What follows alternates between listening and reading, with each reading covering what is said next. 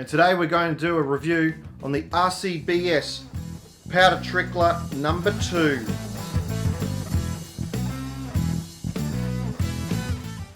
Hey guys, welcome back to Hunt Shoot Off Road, and today I thought I would do a bit of a in-depth review on the Powder Trickler, the RCBS Powder Trickler number 2, and I just thought I'd just try and give it a bit of a fair analysis of all the features available on this one. And look, I haven't used another powder trickler, so I haven't had a comparison, but I did have a good look at all the other powder tricklers that were on the market, and I did also have a go at them at a gun show. I had a look at the Hornady. Look, fantastic value if you just want to get a powder trickler.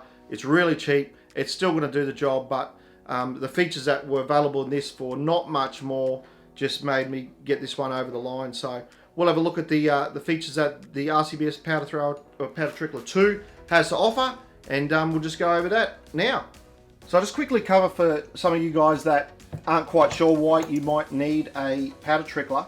So I've just thrown this charge. This is for a 55 grain Sierra soft point super reload here in Australia. I know it's a Coyote favourite in the States. So I'm trying to run 25.1 grains of 2206H, which I believe is a Hodgson powder as well. So you can see here that I've thrown it a bit low, and I've done that intentionally so I can trickle up, and the reason I'm doing that is because I want superior accuracy. Now all you do is you twist this in an anti-clockwise direction, and powder will slowly, you can just see it there, perhaps you can hear it, and I'll just keep turning that until I come up to weight. So you can see it just needs a little bit more.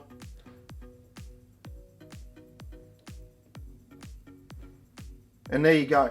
So the reason for the powder trickler really is just for superior consistency and accuracy of your loads. How heavy is this little beast? So weigh it in grams, because that's what we use here in Australia. So 420 grams, and we can convert that to ounces, 14.8, and if we add the extension on, it's 15.13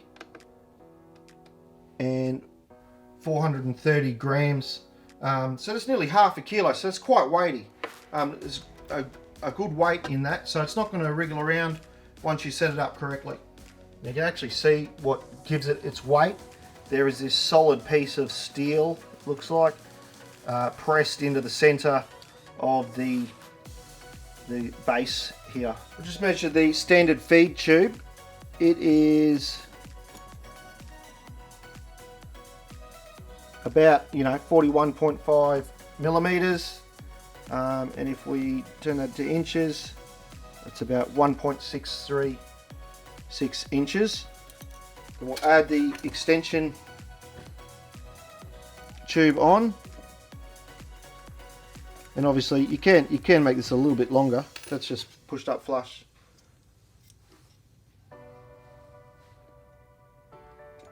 And that is 3.642 inches or 92.5 millimeters.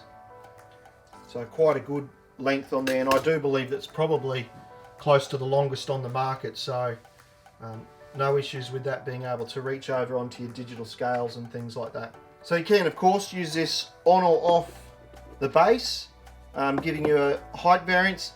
Now the thing that I really liked about it is you can wind this up, and it goes up a fair way, and I measured that before, and it was about an inch, or about, I think it was about 27 millimeters, with it not coming out.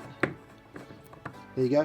So you can get that up really high if you need to. If you need to clear something, maybe your pan sits really high off the table, or for whatever reason. So it gives you really good flexibility, and plus because it is so heavy, it doesn't really wobble around once you've got it screwed down, because there is 3 grub screws on around the outside edge here. So we'll just give them a little nip up. You only really need to do one up to make it sit well, but let's just so it will move around if you do have it wound up, but once you screw that down to the base, it really sits solid. It doesn't doesn't jiggle around at all. Now the other fantastic thing is it does sit at a bit of an angle, and I have actually inadvertently installed it incorrectly. You'll see on the front here, where is it? Just here. Not sure if the camera can pick that up. It says scale. Oh, that one says yes, scale. It says scale. So what you do is you actually point that side towards the scale. I'll just wind that up again, and that actually, it's at an angle of about, I think it was about 1 millimeter or 2 millimeters. So you can see that this is tipping down, so it looks like it's at a slight angle, and that's because it is. If I'll probably put the extension tube on there and nip it up so it's flat, you can see it's at a fair bit of an angle, and that's really good because it helps the powder drain down into the pan. So, and it really accelerates how quickly the powder does start coming out. Now, the other thing too is both the extension and the standard tube, I'm not sure if you can see that, have a thread in the end there. So both the extension and the standard tube, so we can get that in focus,